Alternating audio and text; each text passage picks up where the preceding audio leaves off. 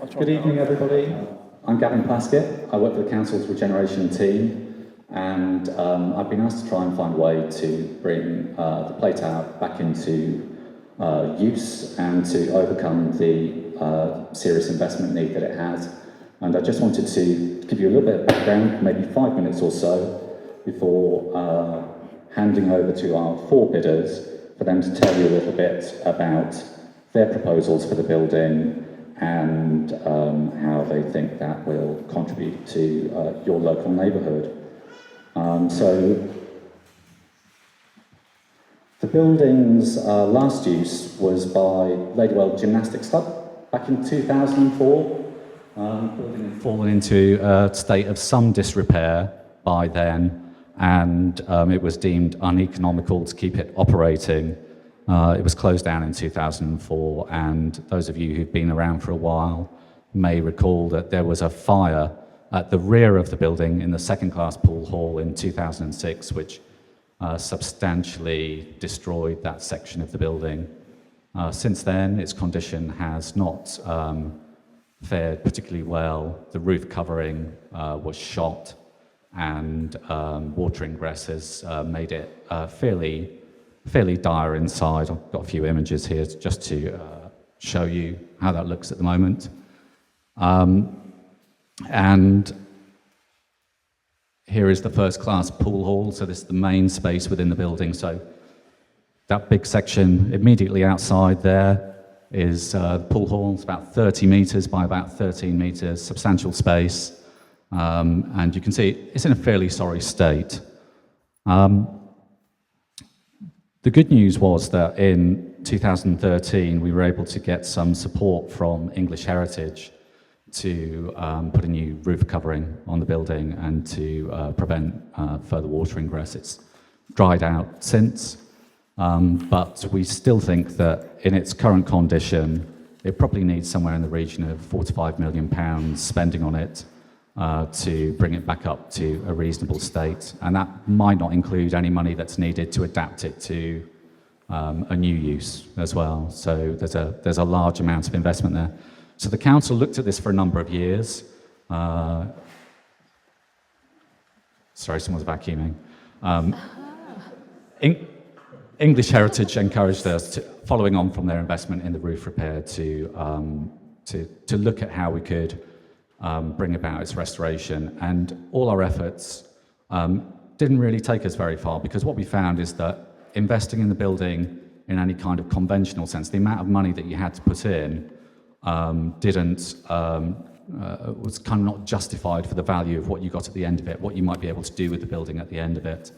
And we came to the conclusion that we probably needed a much more innovative approach to the building and how we would close that funding gap. So we were looking at things like grant funding through people like the Heritage Lottery Fund, who we've done some work with in the past, or different forms of enabling development, where we look at whether other development on the site could cross-subsidise the building.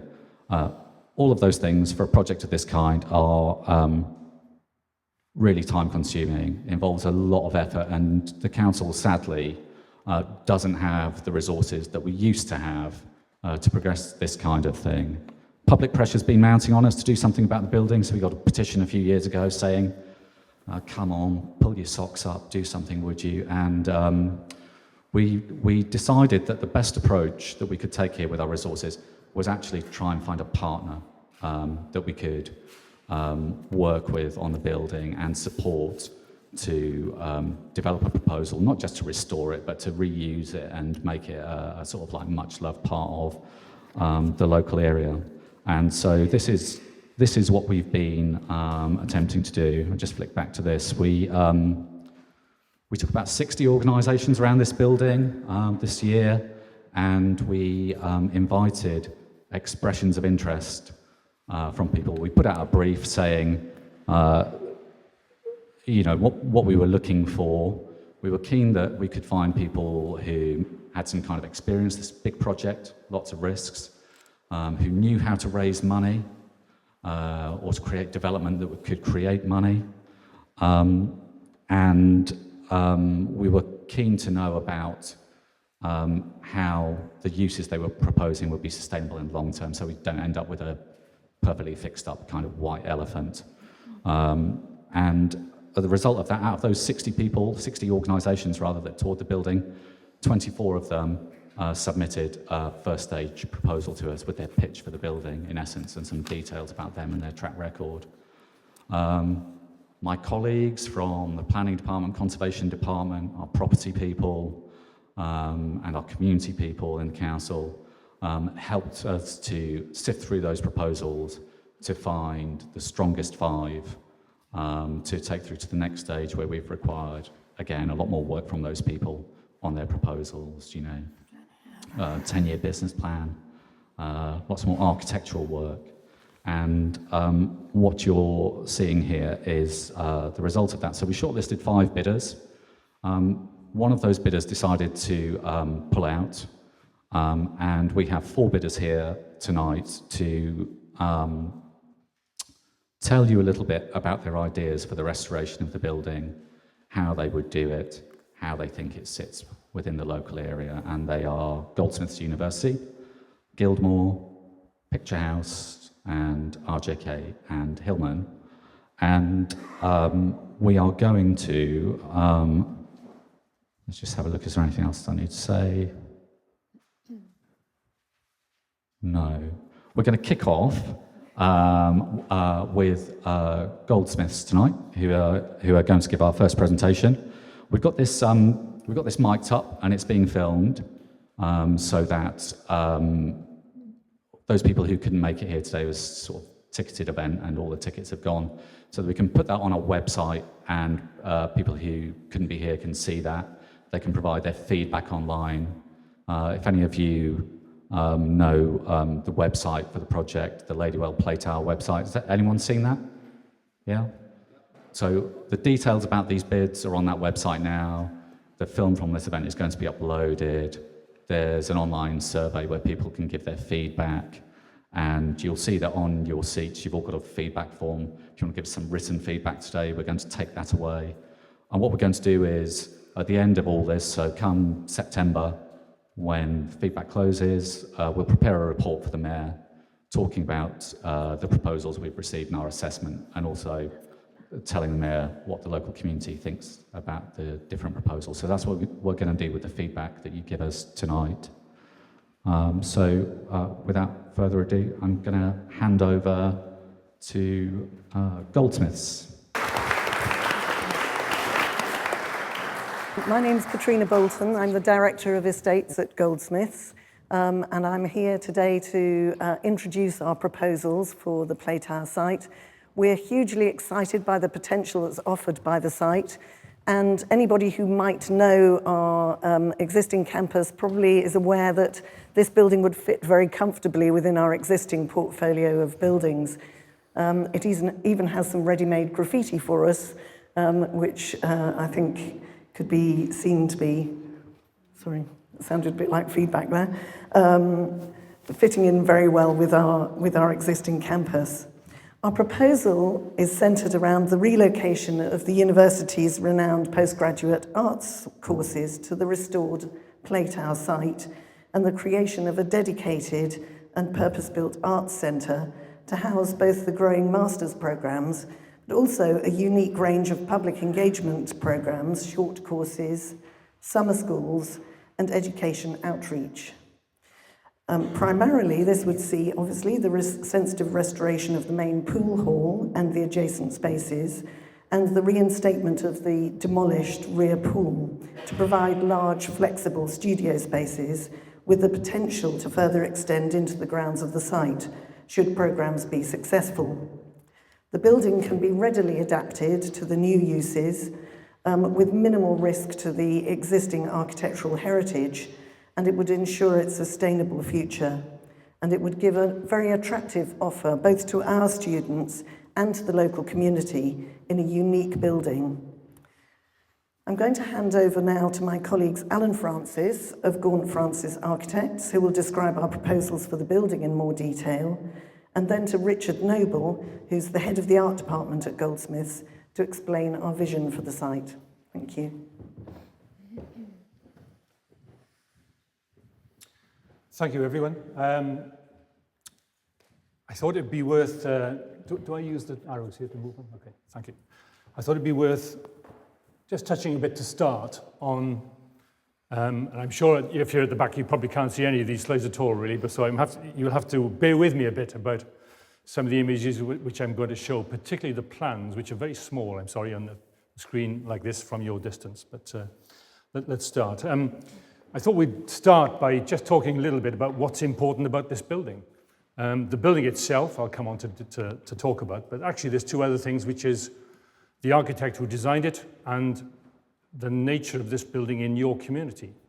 The architect who designed it, Wilson Sons and Oldwinkle. We don't know much about Wilson and Sons, but we know quite a bit about Thomas Oldwinkle, who was a local chap. He lived in Dacre Road down in just this side of Sydenham, and he was the architect for quite a few buildings. He obviously had good connections.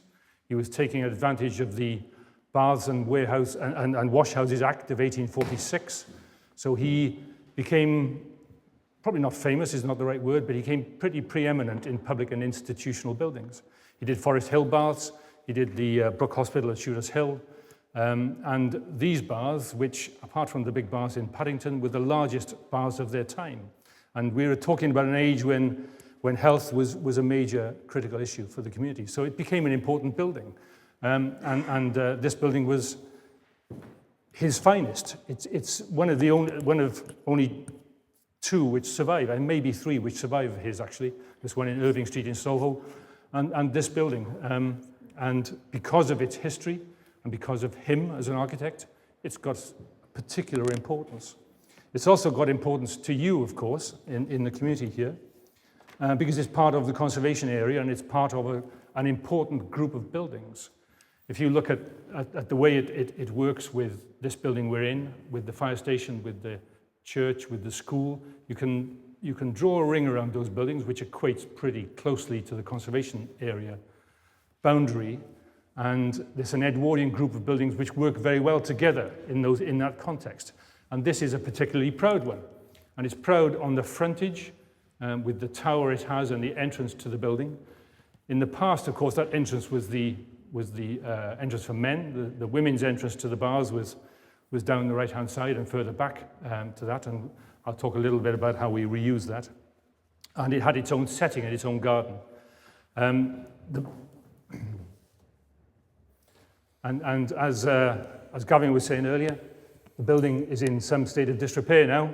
The big hall, the main pool hall, the first-class pool hall where only those expensive first-class people went, is still there, but it's not in great nick. A lot of the balconies have gone completely altogether, but the balustrading is saved. It's a building that can be put back into good use. The gable end of it is not in a good state because the secondary pool used to prop it up structurally, so now the secondary pool has gone. There's a bit of work needed to make sure that the end gabled wall of that building doesn't collapse. And this other part of the building, this is a light well into the center of one of the original waiting rooms for the baths, and that roof light there is in very poor condition indeed, for instance. So there's a lot of repair work needed to this building, a considerable amount, just to keep it in the right sort of frame.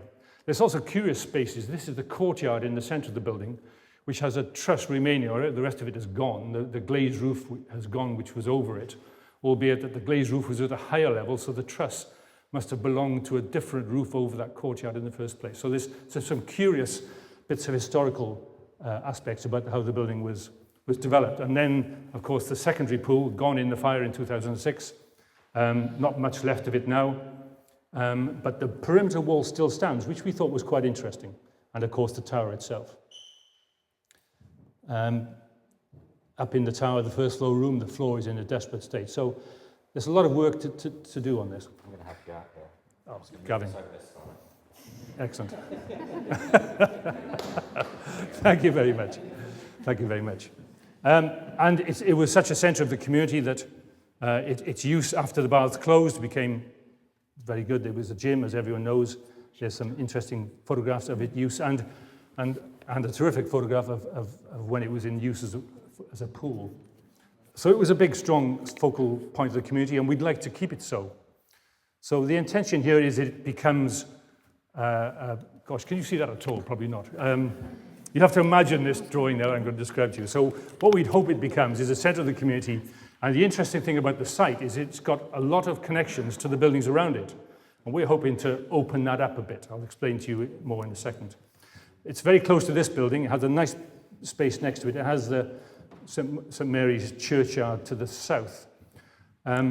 So here we are. The secondary pool at the bottom, which is gone, but the perimeter walls exist. The main pool to the left-hand side. And then really the ancillary rooms that supported the uses of the public space. And the courtyard you can see in the middle of that plan. So I'm going to skip now some of these plans. That's the first floor plan and the basement. So the real intention we have here is in 3 phases of development. What we'd like to do, imagine you're seeing this drawing in perfect clarity now, and I'm going to explain to you what we're going to do. We're going to make the courtyard in the centre of that building a cafe space for the public and a public space which you can go into as a member of the public, as well as it operating for Goldsmiths students. There's going to be 177 student art spaces in the building. Firstly, in the main existing pool to the left-hand side, and then also in a new pool, which we're going to recreate, not a pool, a new room, a new teaching studio, which we're going to recreate in the area of the secondary pool. And what we'd like to do is to keep the existing walls and build a new shell of a new building within them and break some openings into them to do that. What we'd also like to do is to break an opening into the St Mary's churchyard to the south. And that yellow dotted line, if you could see the rest of the plan, you'd understand that yellow dotted line is a new public thoroughfare that we'd like to create through this site, because actually it's quite a long way around if you're walking around this site. And bringing people in, we think, will introduce some vitality into the whole life of the building. It'll be a fabulous link across the whole site here into the churchyard and into where the school is. So if you live north of Ladywell Road and you'd like to get to the school, this will be a terrific link going through it, right through the centre of the site. And it will also mean that some of the students who will use the old female entrance into the bars, that will become a main entrance into the building as well, and you'll come straight into some of the studio spaces for student direct access there. Then in a phase 2, we'd like to build where the water tower is. We've had to move the water tank. We're going to move that, get rid of the water tank altogether, and to enable us to create the link into the churchyard. And then that means we can build some more studio space as well as a garden. Imagine a beautiful garden for the students and a sculpture court to the bottom southwest corner of that plan. As you can't see the plan, it's worth me you might get a bit more viewing of that one. So the shaded areas in purple there are going to be the areas accessible to the public. So there'll be the main entrance at the top, and we see the first floor at the front of the building, which was the old superintendent's apartment for the baths. That becomes meeting rooms for the public, and the rest of those rooms make ideal teaching spaces for the university. So for the university, it's a central cafe, it's teaching spaces, it's studio spaces for students, and a lot of that will be funded partly by some development in the grounds. Now, we haven't gone into exactly what that development is, but it's probably a mix of some workspaces and some student rooms in the grounds, in the open grounds between the Coroner's Court building and the main bars building itself. It's tricky. That's going to be very tricky building in there, and I'm sure everyone tonight will say the same thing. The Conservation Management Plan, it's a very detailed, very good document here. I've got a copy of it here, setting out what's of considerable significance here and what's of moderate significance to the site and the buildings around it. And we all know that the setting of this building is quite important. So putting something new between the Coroner's Court and this building is going to be a challenge. But I think there's scope to do it. And if it means that enabling development, as Gavin explained earlier, will help fund the scheme itself, then all for the good, it seems to us. And so there's the view. You can see it for the entrance gates with the new building on the right, and you can see you could walk right the way through to St Mary's churchyard beyond, and then potentially some new development to the left-hand side there. And then the cafe, we see that as being a double-height space. At the moment, it lights the basement. We want to use that basement for more studio rooms for students. And so we're going to install a new floor, a ground floor level in the courtyard, and then lift And essentially what we're doing is lifting the old glazed roof up to second floor level, so there'll be a double height space to create a new centerpiece to the building. And the main pool area itself will make a fabulous studio space for the university, which already has done it actually in a very similar space in Lorry Grove, Baths. Been operating now for about 20 years, if many people don't know that. It's not far off the size of this building. It makes a fabulous space for students, and that's exactly how we envisage this space will be done here.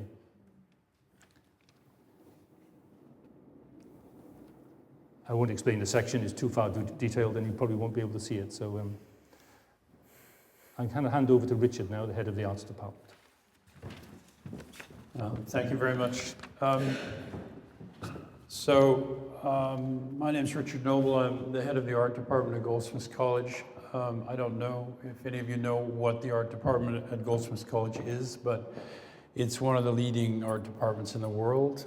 We bring students from all over the world to Lewisham, and we have very ambitious aspirations for the Ladywell Playtower. What we want to do is build a unique kind of community that includes all our postgraduate programs in fine art, curating, artist film, art and performance, and we want to bring them here and house them in the reconstruction of the Playtower as it was just described. But we also want to use the site to build subsidized studios for professional artists, and also to create some fabrication and fabrication rooms and editing sites and so on, that will create a kind of interconnected community of students, artist educators, and professional artists. And the other key element of this for us is that the community, this interconnected community has a relationship with the community around Ladywell. So there's basically three sort of parts of the vision. The first is the development of a world-class facility for teaching and research in fine art, which we have a very strong track record at doing and know we can do here. The second part is the development of studio space for up to, I think initially 20 artists, but it could rise to 50 artists depending on how much space we can accommodate. These people would become part of the community as teachers, as educators, and as people who are participating in our outward-facing community engagement. And then the third part of it is the community engagement. We think there will be basically three parts to this. The first part will have to do with art education for schools. Now, currently at Goldsmiths, we're building a contemporary art gallery called the Goldsmiths Center for Contemporary Art. It's a unique design in a bathhouse, in a reconstruction of a derelict part of a bathhouse. And that gallery is going to be running programs for local schools, which we would like to run both from our main site and also from this site. Now, Lewisham, like all boroughs, struggles with art education in its schools, and we have the skills and abilities both in the art department and in the education department to develop a very sophisticated relationship with local primary and secondary schools. And we believe that this can be a major resource for the educational community in Lewisham. Another part of what we want to do is to develop short courses for people in the community at a reasonable subsidized price. These will be related to art, but they can have to do with drawing, casting, metalwork, ceramics, digital editing, photography, film, the whole range of things that we do in our educational processes, we can turn into training for people who are interested in some aspect of contemporary art. And then another part of the community engagement beyond education is this thing about studio provision. There are not enough artist studios in London. There are not enough artist studios in South London, and Southeast London particularly, and many of them are being gobbled up by developers. As this part of the city starts to be more the subject of developers' interests, artist studios are disappearing. So we want to partner with an organization called Studio Makers, who are concerned to replace the thousands of studios that are disappearing in London with more studios. And so we want to be partners with them to create a studio environment here at Ladywell. And this will be for younger artists. The studios will be subsidized, and they will play a role in helping us build an amazing educational institution, both for ourselves and for the community of Lewisham. And I guess the third sort of social benefit of this plan for the community is that we will be bringing something in the neighborhood of 250 people here to work. And those people will need opportunity, they will need suppliers, they will need places to eat, they will need places to go and hang out, and they will spend a great deal of money over time. So there will be jobs created both here in the site, but also in the area. There will be more commercial activity, and all of this will be done in a very sort of low impact way. No cars, mainly cyclists. We might have a couple of trucks to move work back and forth between our sites, but we're not talking about bringing large numbers of people either to live or to put pressure on services here. We're talking about bringing people who are going to come here and work and spend money and create jobs. So in that sense, we see this as a real win-win opportunity. We can make something really amazing here at Ladywell. And yeah, we really hope that we can get your support for that. Thanks very much.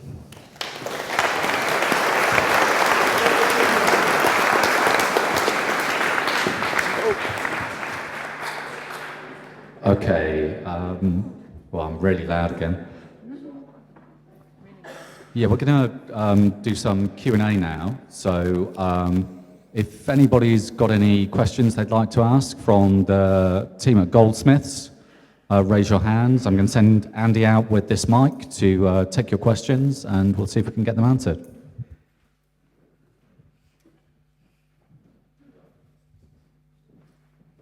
Hello, thank you for that presentation. I thought it was very good. On the plan showing the area for public access, the actual round tower area was shaded. Do you envisage the public accessing in the actual tower part of the building? Well, if you give the tower over to artists, they will find ways to make it interesting and for the public to have access to that stuff. So it could be experiments in, I don't know, wind tunneling, or it could be making exhibitions, light shows, a whole range of things. I mean, I think, I'm not the architect, but I think the tower is a tricky bit. I mean, what kind of roof do you put on it? And I think there's quite a lot of problems with the structure of it. But, you know, I think initially we will create a space and we will offer people the opportunity to do things in that space. Best I can say. Okay.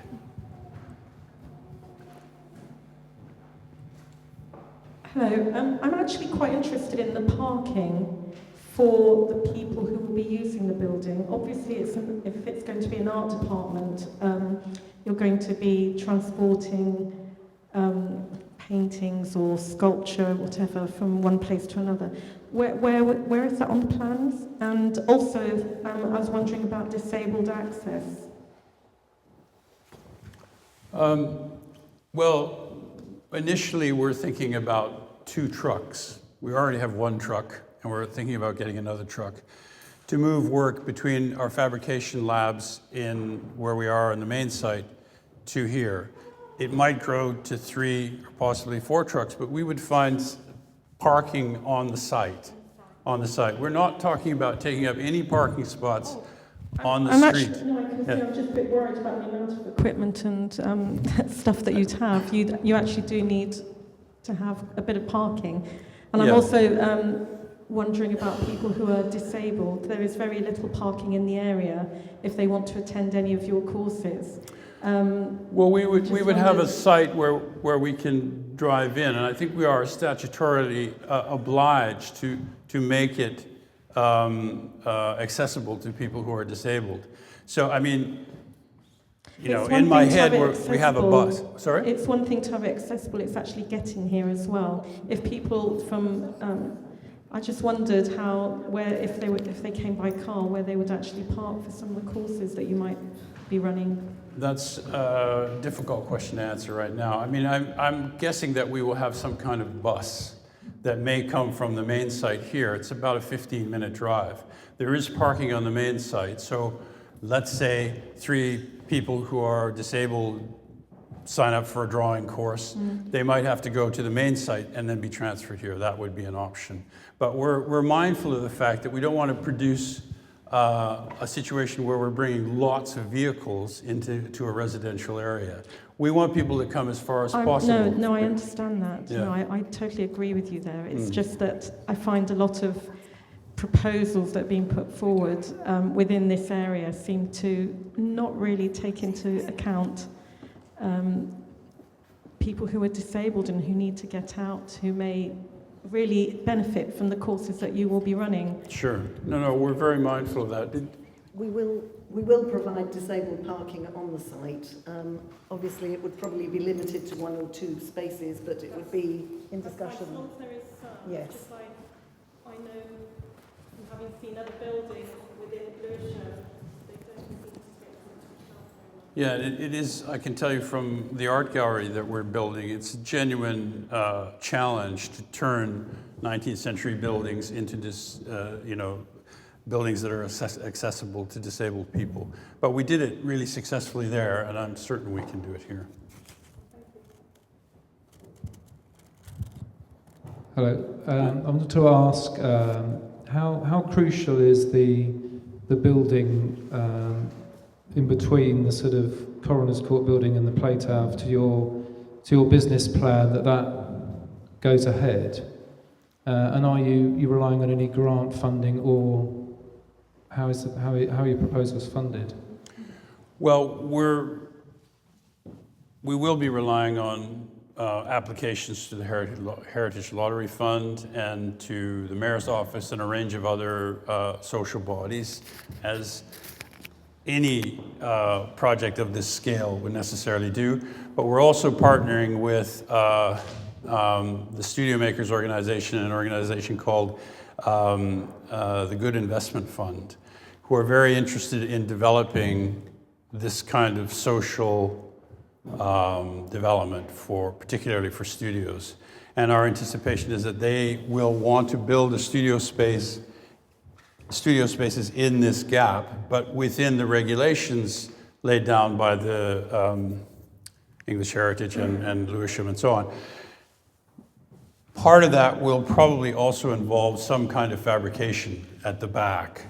So we're looking at this as the 3rd stage of the development, but it may actually, for financial reasons, end up being done concurrently with the 1st stage. So we will be looking for outside investment for the project. Hi, is this facility to cater for existing student numbers, or are you looking to bring in additional students? Are you moving students and faculties from another campus to house them here with better facilities, or are you looking at bringing in more and more people? Well, we are moving people, a considerable number of people here from another site, or we would do. But we would also be growing the cohort by about, between 50 and 100 students. It depends on what kinds of courses they're doing and how much money we realize from the courses. But we're not talking about a massive increase in the number. So, the average MA course that we offer as a 1-year course has between 20 and 30 students on it. So if we brought on 2 new courses, that would be something like 50 students. We don't have plans. We have never been a department that just radically expands. We have absolute demand for everything we offer, but we're very careful about the profile of what we offer. And so we have one large MFA fine art course which has 100 students on it. We have a curating course which has about 45. And we've just started an MA in art film, which will have 25. So those students will all be coming here. And then we have plans for one in film and performance and also probably one in art business, although we haven't figured it out. So yes, I mean, we see this as scope for development for our courses, but only in the sense that we want to make this community more interesting and more dynamic as a creative and intellectual space. It's not about creating some mass education thing. We don't do that. We're one of the last ones actually in the city that doesn't do that. So. Could you say a bit more about the restoration of the front of the building, particularly the view from the street, which is what most of us see? I notice on that diagram, for instance, you haven't put back the witch's hat on the tower, which I personally would like to see. Yes, we're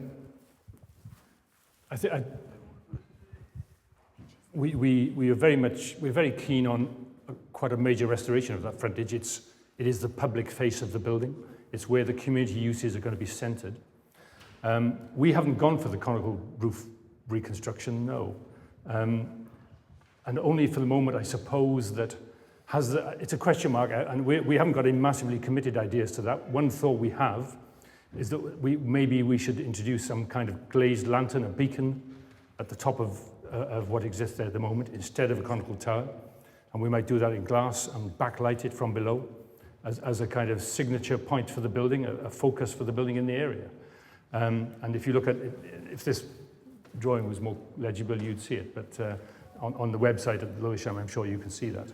So it's an idea that we have that we would reintroduce a top to that tower, but in a different form, signalling a bit of a change of the building and something a bit more contemporary in how we handle it. And it's literally meant as a beacon only.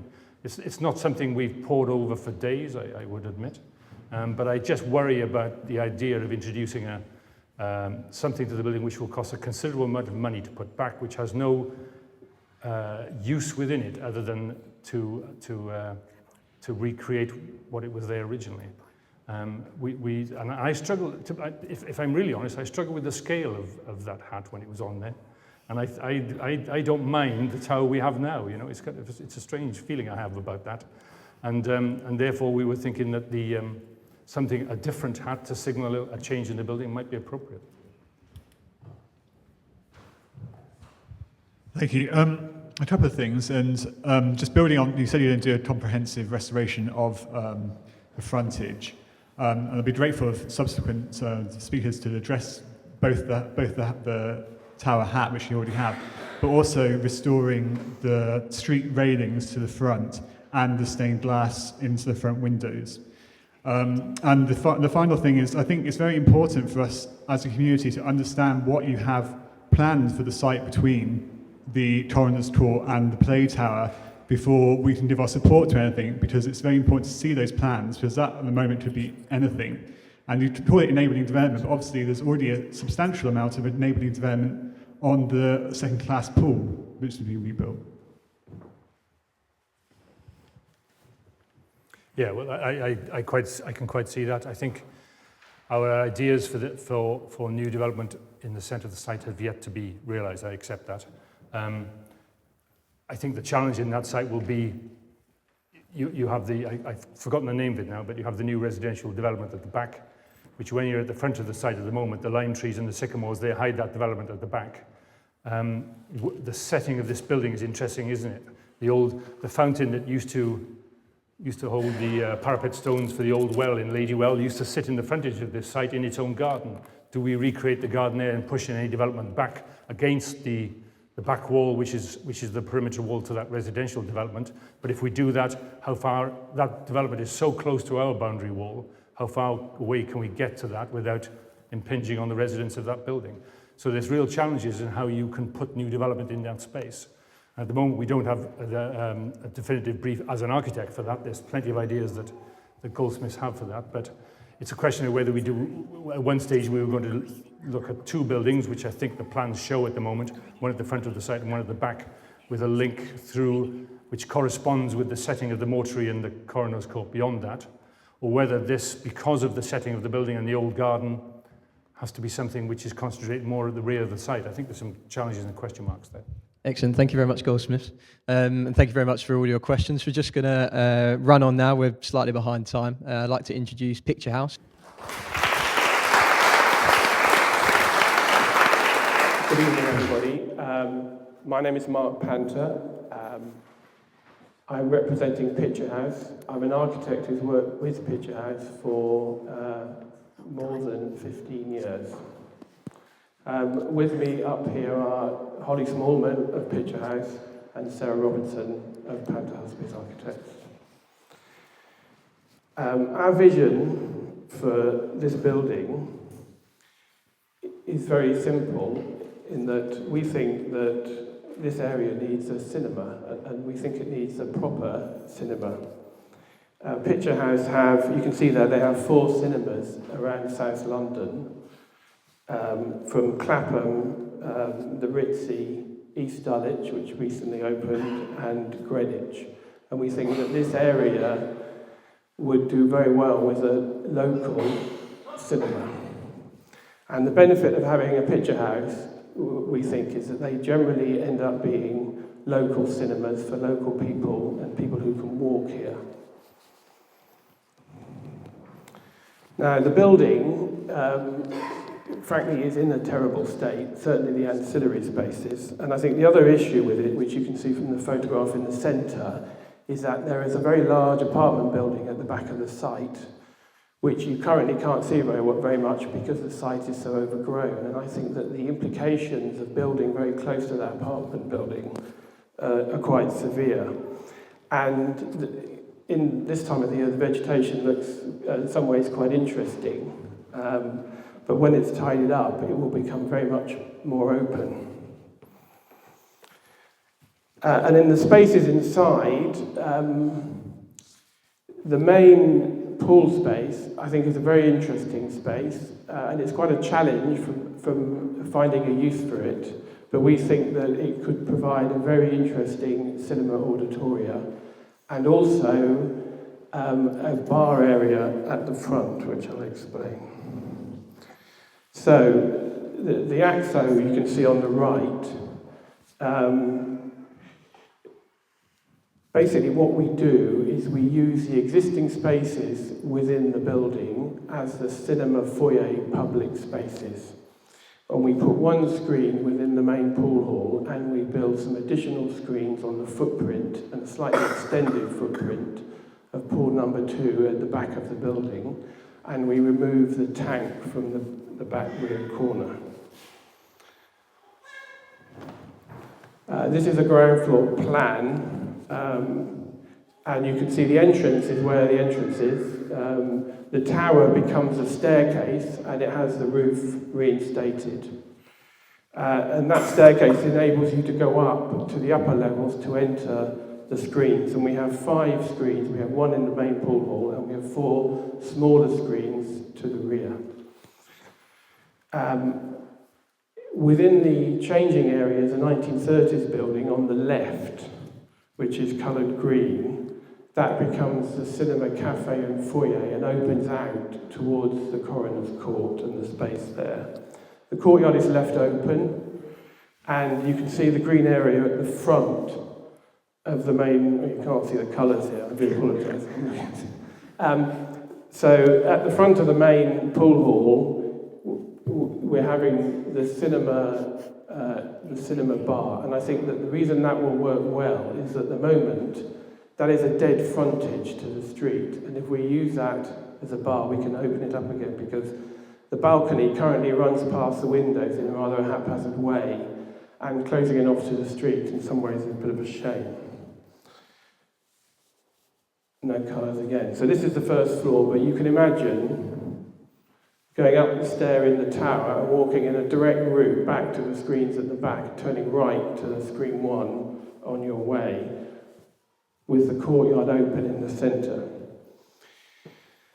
This is just an idea of what screen 1 could look like within the main pool hall. We think the seating could sit within the frame, so essentially we can leave most of the perimeter untouched. And you can see the little projection port in a wall at the back, which is the wall that separates the auditoria from the bar. This is the East Dulwich Picture House, and just shows you what, this is a much smaller screen, we would get 220 in the main screen in the Ladywell pool. This is a 100-seater in East Dulwich with an open roof. This is the foyer at East Dulwich, just showing how we have a triple height space in the bar area.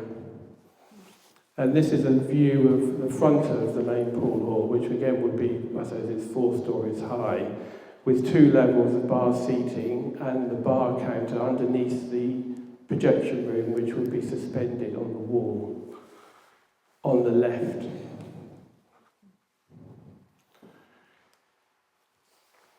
Here are some images of other cinemas that Picture House have in London. There's one in Crouch End and there's Picture House Central. Both of those are in existing buildings, very different kinds of buildings, 1950s and also early 20th century buildings. And each Picture House foyer is very different, and it responds to the nature and the style of the building it sits within. These are some images of Crouch End. So one of the things that we can do on the first floor of this building is have some community spaces. These shots are of the community rooms at Crouch End, which are used for various different facilities and activities which are quite different to cinema. This is a view of the courtyard, and I think the courtyard's quite interesting, and leaving it as it is and open, I think it's got a lot of potential because it allows you to interpret the building as it was.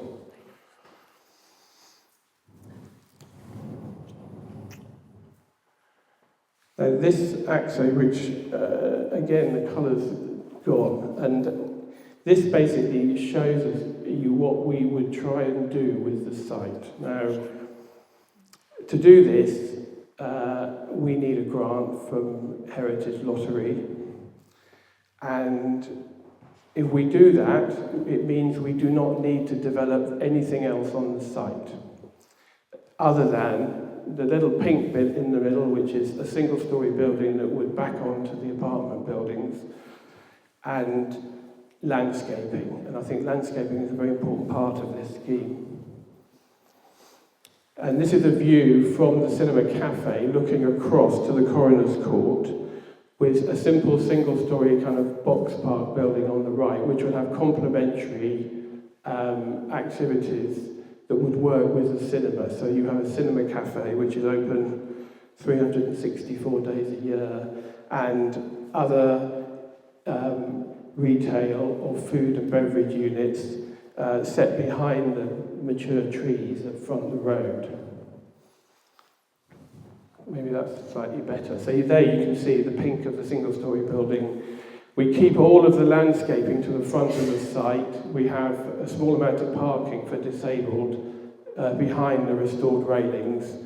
And this plan also means that it provides very good access to the courtyard behind the coroner's court, so that could be developed in a way that would work as, with the site as a whole. On your right, you can see some images of perhaps what the pop-up food area could be. And just to finish, I've got another couple of projects that Picture House have done. This one is in York. It's a Picture House in York. It was a derelict print works on the river, top left. It was funded by the lottery to form a new 3-screen cinema, and that's how it looks today.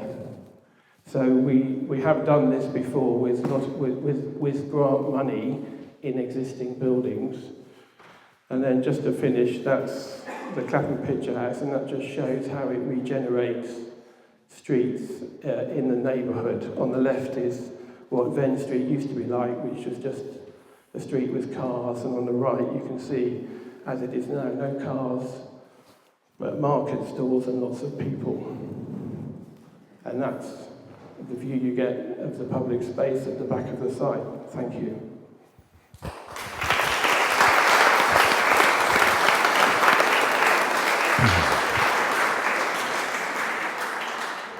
Okay, thanks for that. That was great.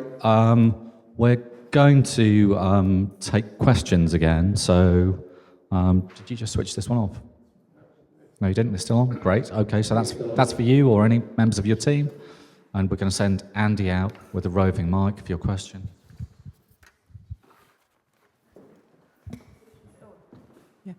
Thank you for your presentation. I'm going to ask a probably very controversial question about your industrial relations in terms of the recent things that have gone on in terms of staffing, in terms of conditions, because that is a very key thing in terms of employment in the community. Sure. So I have great reservations about it, so I'd like an answer if possible. Thank you. Thank you. I guess I envisaged a question like this, and I'm going to avoid it. For the very reason that I am not the person to answer that. My job is to acquire new cinemas, and that's what I do, and I've bought 4 or 5 into the estate in the last 10 years. All I could say is please go onto our website, look at /pay. We are proud of paying, by being one amongst the highest payers in the cinema industry. We are not signed up to the London Living Wage. We are very close to that level. And I think if you read the statement, we are very, very close to that level. There's another round of pay talks in September. We have a mixed, diverse group of people who work with us. Some people, I'm actually self-employed for the company, and I work at varying hours depending on the requirements of the business. I think you need to look at it from the employee's point of view as well. And I would just refer you back to the statement. I'm not a person who's at liberty. I'm here to answer all your questions about the gorgeous cinema that we can bring to this site. Forgive me. I really appreciate that. I'm one of the local councillors. Sure. And I do feel it's really, really important. Sure. That we, are very clear about, the London Living Wage, and as a very strong Labour Council, we support that 101%, and that's what we're looking for in terms of any bidder that's going to provide a service. Sure. So, thank you for what you've said, but I just want to reiterate, of course, it's very, very. Sorry. So I think it's really, really important. Sure. So thank you for your comments. All right. Does anyone like to know anything about the cinema?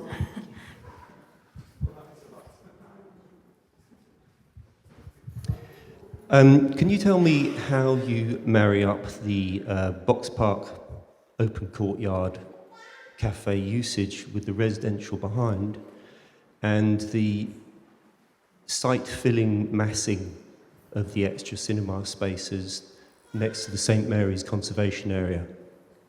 Well, I think the Box Park in front of the apartment building is set far enough forward, and the Box Park buildings themselves face away from the apartment buildings so that they are shielded from the space. But I recognise that it's a tight site and that there will need to be controls over the hours of activity there. But having said that, it's not, what we didn't want to do was overdevelop this site, and it's a very modest single-storey building which just faces forward towards the street. In terms of the building to the rear of the Playtower building, it's about 50% bigger than the number 2 pool house and similar in height. And the walls around it would be greened with, we'd have planting growing up them so that it would have a similar feel to it does at the moment, although we would be able to, if we can get access to the churchyard and the footpaths at the back, we will provide access through the site.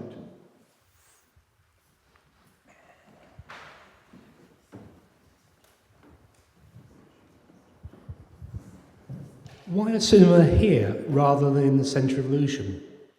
All the development going on there, I don't know. I can answer that. There may well be a cinema in the centre of Lewisham. The developer is proposing one there. I have looked at that. I don't know where they are with that. Picture House is the antithesis to the multiplex. If you know anything of our cinemas, you will know that every single one of them is different. The population here can support both, and we love restoring old buildings. So this is just natural territory for Picture House. I could have put a site in the middle of Lewisham in a what might otherwise be termed a miniplex in a modern building. That's not for us, but that might be for another operator, and I'm sure they've signed someone up. So it's as simple as we can do both in this neighbourhood. Great for you, people who live here. Okay, great, thanks. Hi. We very recently moved to Ladywell. We bought a house and we're very excited to be here. And we were very, very excited to hear about them planning to do something with the Playtower because we think it's a beautiful building. My question is simply, how long will it take? Like, how long do we have to wait before we might be able to actually make the most of what I think could potentially be an amazing addition to the area? The grant process adds a bit of time, and so these developments are never fast, but it won't be less than 3 years, and one would hope it wouldn't be more than 3.5.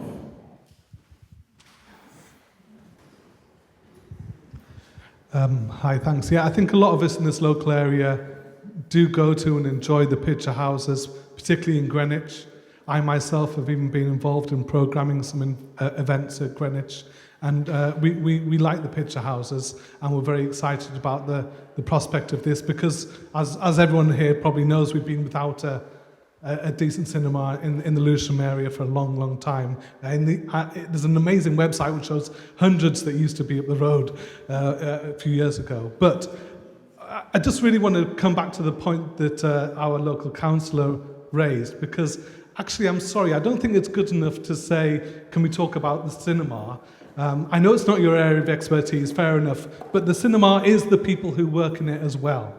And so the people who would be working at this cinema would probably be from the local area. Absolutely. So I think while we're excited about this, we want to hear some assurances from picture houses that the people who will be working there will be paid a decent living wage, because there's strikes going on and action going on at Ritzy and it's spreading to other cinemas. And you say there's talks happening again in September.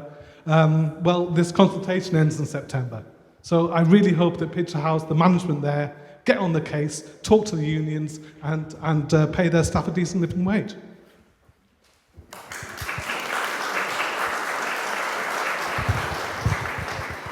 Could I just say that as we've had that question and Holly's dealt with it as best she can, that if it's something you feel strongly about, then that's what your feedback forms are for. We'll be collating the things that people have to say to us here, and we'll be sharing those views prior to any decisions being made.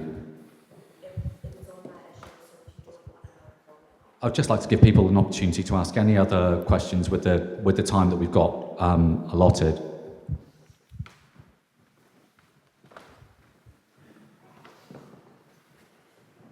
Thank you. I'm very pleased with the ideas that you've had and the previous applicant to restore the building to its original state and respect the village heritage.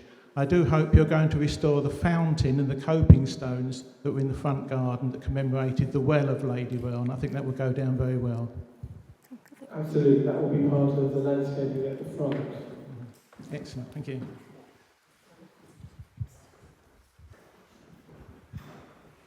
I'm very curious to see how the space, the beautiful space that's there, and spaces that surrounding it can be restored and be used as a cinema screen, which also needs the sound insulation. How will you deal with that?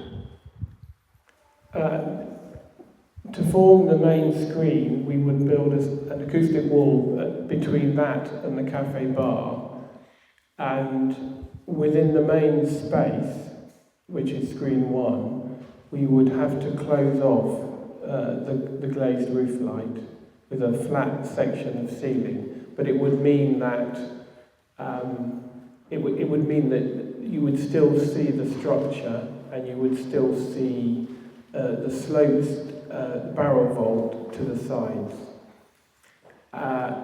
What we are able to do with acoustic panels and linings is to achieve the separation between the cinema and the outside, so that we can prevent noise getting into the screen and also prevent noise getting out. And because we don't have a screen directly next to it, the walls do not have to be as high a performance as if you were trying to pack the screens in. Hi. 3 of the 4 presentations are for cinemas or have cinemas in them. What's different about yours than the other 2? I haven't seen the other 2 yet, so Who knows? So I don't know. Well, what I would say is that we looked at putting enabling development on the site, and we felt that the site was too tight for additional enabling development, and we wanted a cinema that worked properly, and we wanted a cinema that was the right size for a picture house cinema.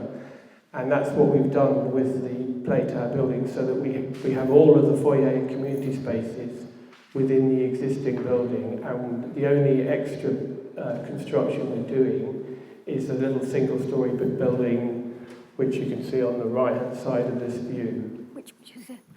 Can I just add that which we are loosely calling Box Park is an addition which would be funded separately. So if people don't want it, then we don't put it on. It's there about creating some start-up spaces for people to work in.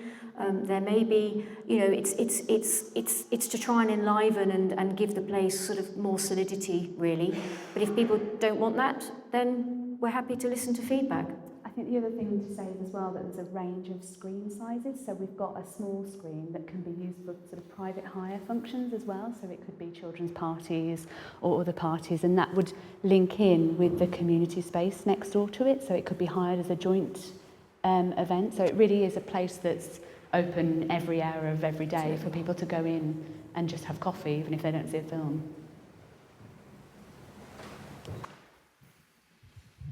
What are the numbers likely to be of visitors in comparison, say, to Dulwich? Yeah, so this cinema would have 5 screens, which is 620 seats. East Dulwich is 3 screens with 244 seats. Brixton is 5 screens. 5 screens, 800 seats. 800 seats. West Norwood, which opens in due course, that's 4 screens and 550 seats. The more screens you have, the more choice of film we can put on. Screens of varying ranges, so this is 225 maximum, means that when James Bond comes out, 225 people can watch it on the first day, but the 5th screen, which is 50 seats here, would lend itself very much to Girl on a Train, which is still showing in week 6. So it gives you that variety, allowing the programme to continue for the full run that you would like to watch the film. And as Sarah said, having a small screen, we can hire that out with the function rooms, either for corporate or private events. Hopefully you know enough about us that every single site is different. They speak for themselves, I would hope. And I think the thing with East Dulwich is it's a 3-screen cinema and it is quite small, but it's really, really, really popular and successful, and actually we'd have liked another screen there, but because Picture House wanted to restore that building, which had been left derelict since the 80s or before, there was not another building in a suitable location to redevelop, a historic building to save and put a cinema in, and so commercially we could have done with another screen, but we wanted to save that building, so that's where. Great, thank you. Just last question at the back here. Thank you. I hope you and none of the other developers are thinking of replacing the bricks at the front of the building with their lovely round holes created by generations of kids queuing up with their pennies for the baths. No, that's a fantastic bit of social history of the area and cultural history. No, we think it's brilliant and we'd save that. Yeah, absolutely. We point. Excellent. Thank you very much, Picture. We'll kick off the next bit. So I'm going to welcome RJK stroke Hillman to speak to you about their proposals for the Playtower.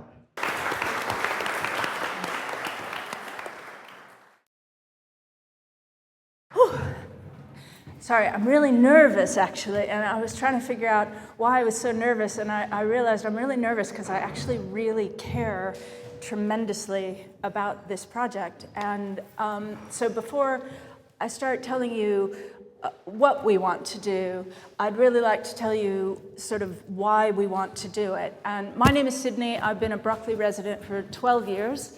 I've always worked in arts and social enterprise. creating sustainable business models for those organizations. I recently ran the Conservatoire in Blackheath and turned that around. And a year and a half ago, I went to work for John and Laurie Wilson, who are RJK/Copeland Park, which most of you may know as the Bussey Building in Peckham. Does anybody know what the Bussey Building is? Anybody been there? Excellent. In case you don't know, it is a big old industrial site that John and Laurie bought 25 years ago. It has become the cultural quarter of Peckham, and Southwark regularly cites it as basically the cornerstone of the entire creative regeneration of Peckham, and social regeneration and economic. I went to work for John and Laurie because although they're not a charity or a social enterprise, they had an incredibly interesting commercial model on how to create basically an arts community and a creative community without subsidized funding, that because of my background I was quite interested in. And also what I loved was that they married that with a tremendous amount of community engagement, social impact work, which they didn't even realize they were doing, but they have done. Now, the reason we care about this so much, and the reason why I was so nervous, I think, to talk to you, is because we're all local. I will ask John to stand up for just 1 second so you can say hello to him. This is the man who created the hippest spot in Peckham. But as you can see, and I love you, John, but I am going to tell them that this is not a hipster. And it must be said that John and Laurie are so non-hipsters that they actually are building surveyors. And they're, you don't get any squarer than that, do you, John? I'm not a building surveyor. Yeah, right. And their surveying business has been in Hither Green for 30 years.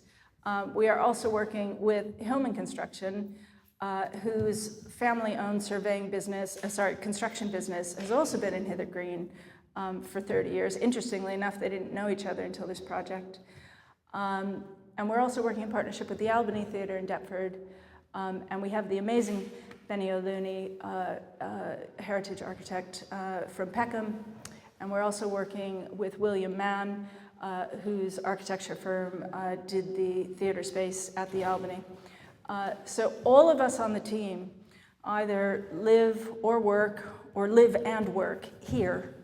And all of us have walked past that building for years and said, my God, something amazing could happen here.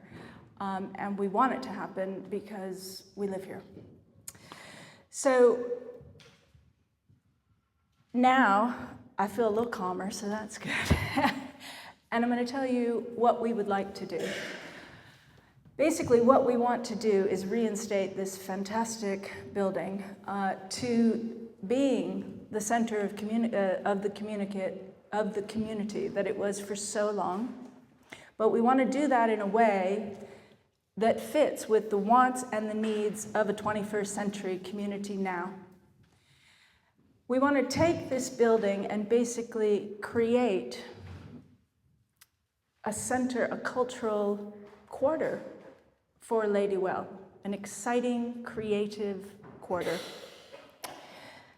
And our plan has three.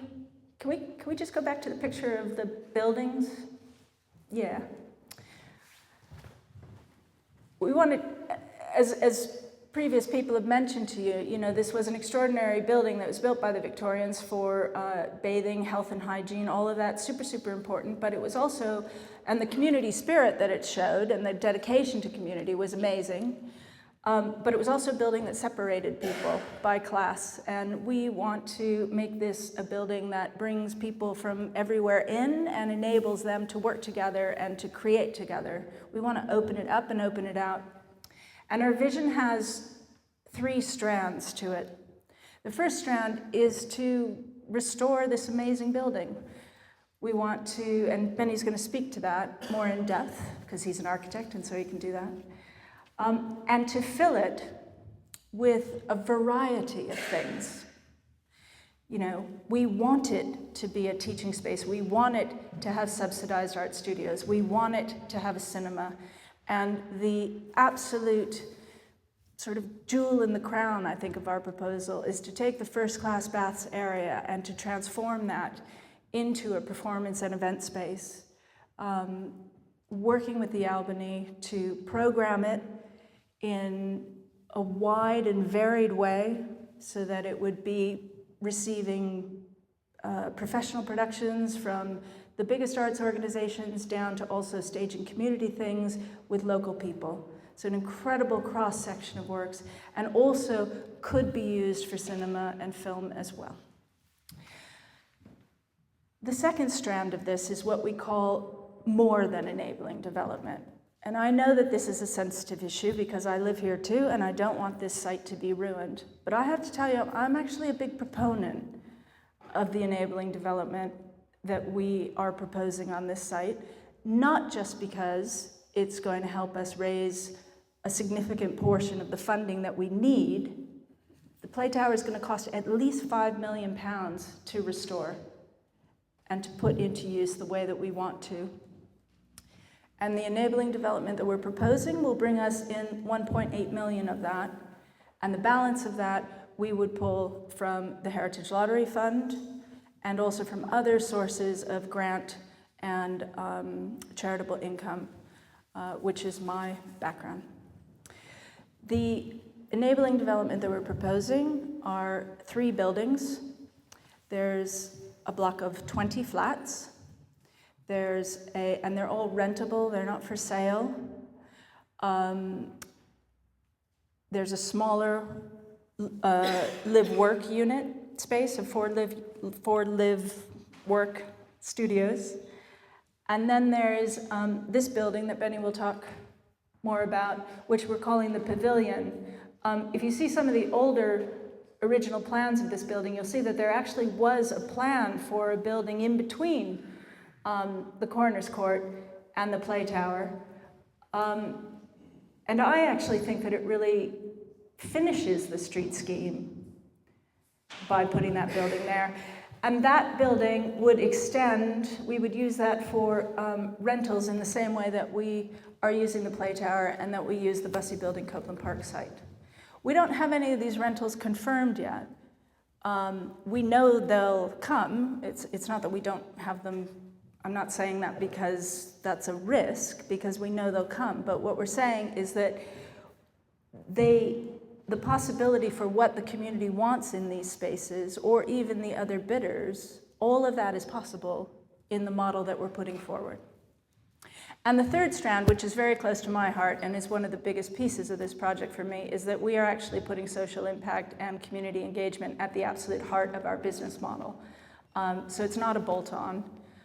The whole point is that we want to open this building out to the community, and we want to ensure that the community benefits from having this resource in the middle of it. So we will be forming a CIC, a community interest company, a social enterprise, that will be funded through a levy that's placed on all of the leases from the building, and also on shareholder profit that funds the CIC, that then delivers a whole range of engagement, social impact projects, from training schemes to festivals, to open studios, to school visits, to the Albany's Meet Me at the Albany program, which is for elderly people living in sheltered accommodation. So all of that would be very much at the heart of bringing this site alive again for the community. That's enough talking from me. I'm going to let you see some more pretty pictures and plans for what we're going to do.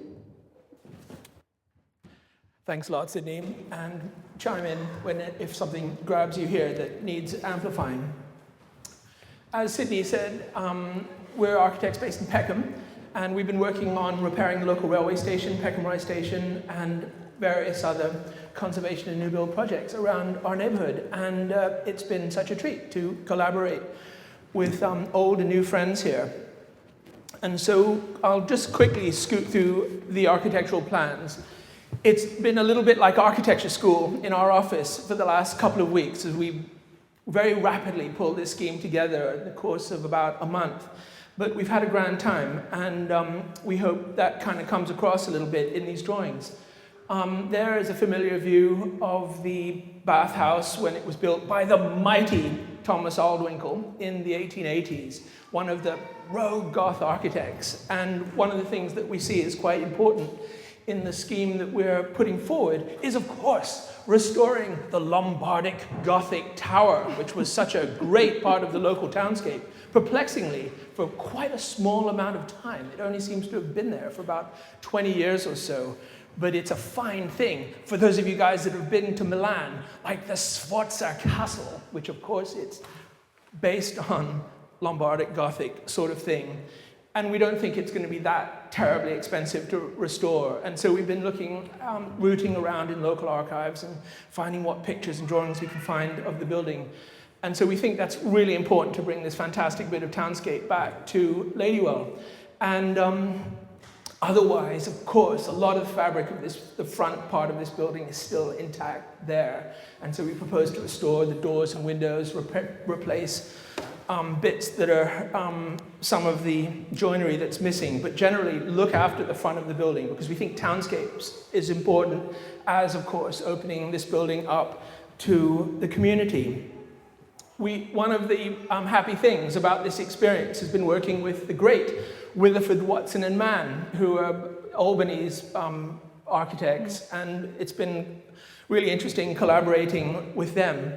And one of the things that we all agreed on as we got around the trace paper around the table was to kind of make some kind of a focal point that, the other competitors of all have suggested there could be a kind of lively focus in the heart of this building where there's a great big light well, and that allows us to circulate both east-west, north-south across the middle part of this ensemble of historic buildings, and also becomes a happy place to bring together the studios and the creative business uses.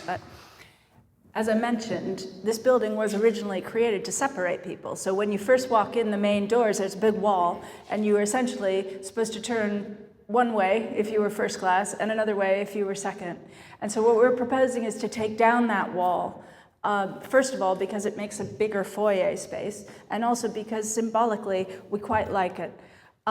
So you take down the front wall, you walk into this lovely lobby, and then what we're proposing is that we would then push through one of the windows, create a door, so that you then walk into this central courtyard that, again, we agreed wouldn't have a roof. So there'd be something quite magical about coming into this garden courtyard.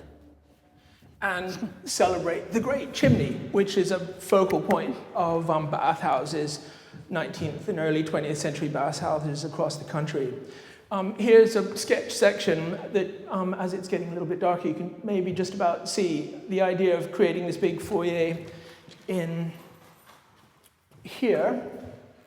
See this area here, courtyard space here, and exploiting this quite large basement space to create a small studio cinema. And in the nighttime, when we see this hall, the mighty first-class baths used a bit more, which could not only be theatre but a music space too. This foyer can help circulate and accommodate the folk coming to the various performances here.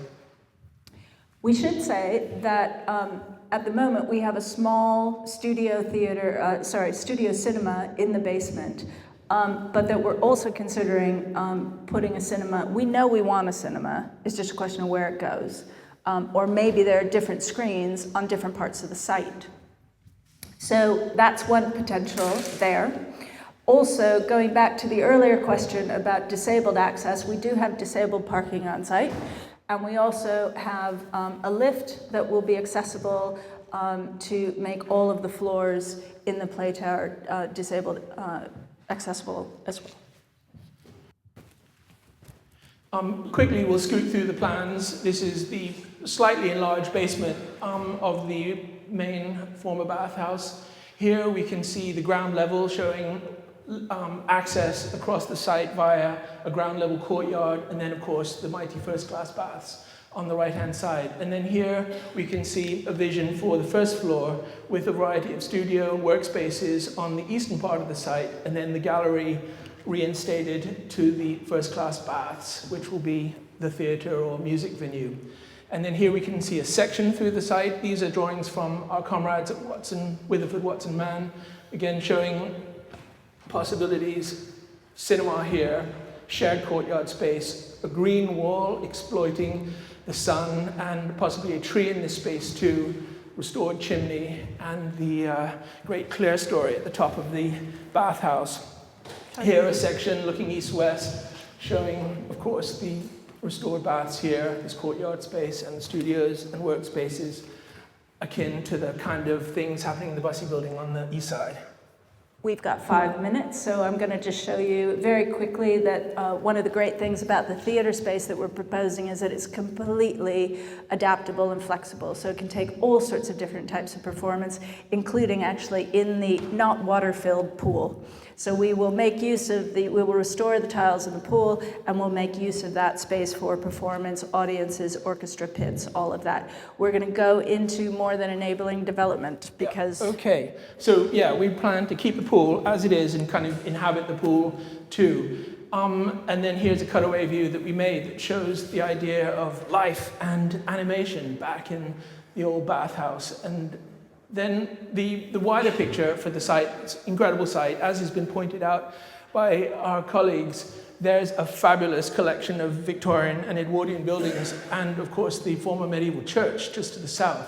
And so it's been really interesting kind of thinking about how to fit new buildings in this area. And so we've kind of come up with an idea of a family of buildings that sort of relate together.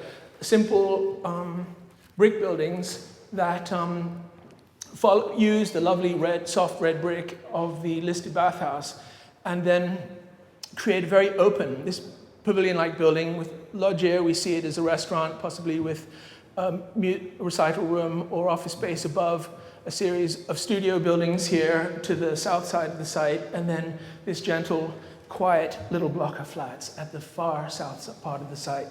The landscape is absolutely essential to this because it's... Can I talk about the landscape? I'm sorry, I just love the landscape. If you look at the site now, it's wild and it's overgrown. It's got this really magical feel to it. Even to the point where you find these plaster of Paris animals all over the place from when it used to be a kid's playground.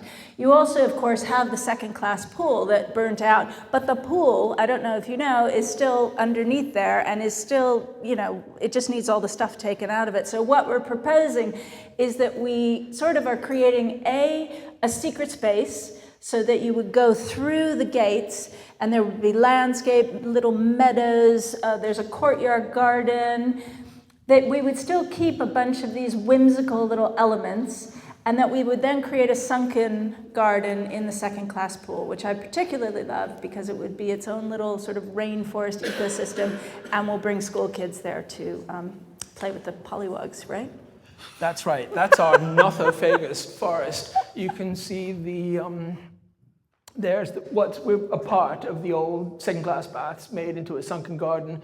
We see the routes to the cheerful flats at the back along the western part of the site here with birch trees, bicycle parking here, and a little kind of small hint of allotments there. The central part of the site, we think of the service road that leads to the disabled parking here, also facilitates the way that we see deliveries coming to the hall here, so trucks could come in here, back out here, and come back out onto Ladywell Road.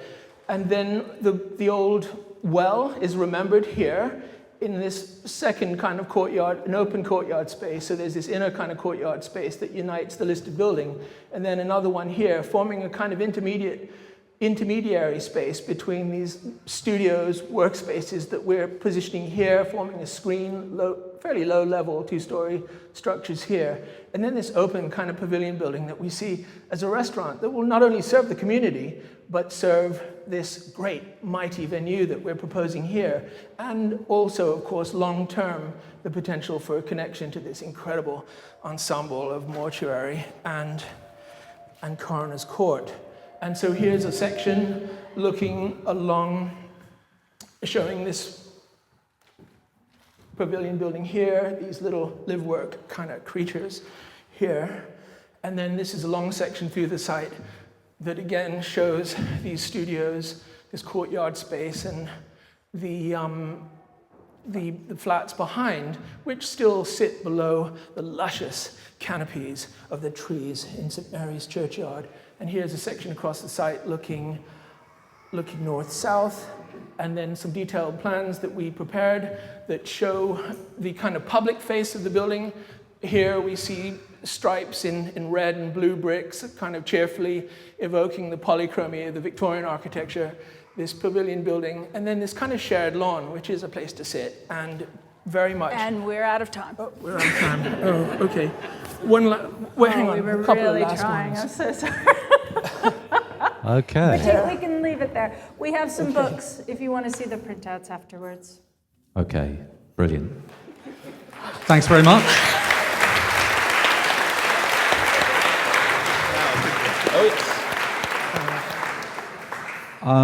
So we've got about 10 minutes left for any questions here. So here goes roving Andy.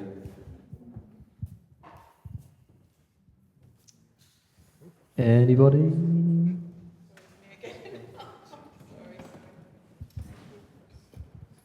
Thank you very much for your presentation. It was very illuminative. One question I was going to ask was about the flats.